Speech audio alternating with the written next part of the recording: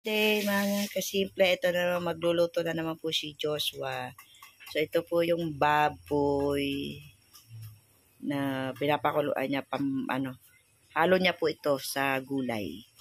Napalambot niya muna. Yan, alam niyo kung anong kanyang menu for today. Ang aming menu for today ngayong tanghali ay, yan, ang kanyang lulutuin for today is gulay.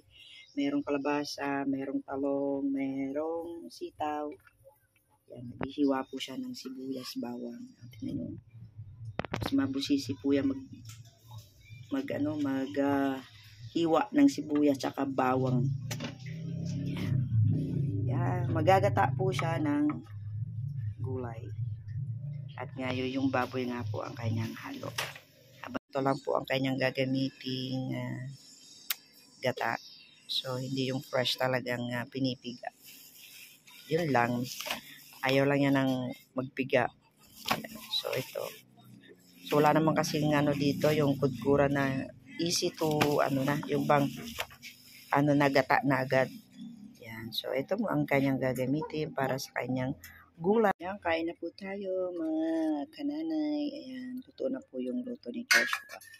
Yan, medyo nabawasan na po siya. Kain na po tayo. Nagsandok na po sila eh. Kain na.